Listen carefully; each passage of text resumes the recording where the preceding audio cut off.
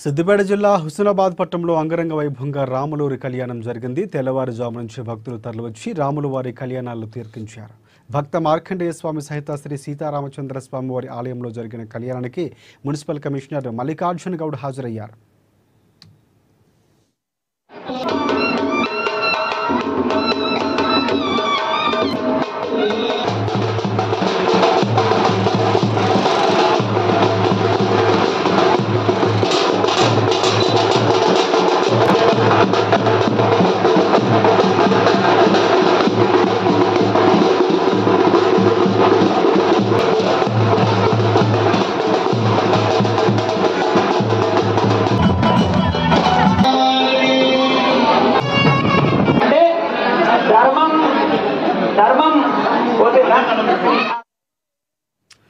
Hyderabad Kukatpally rainbow vista gate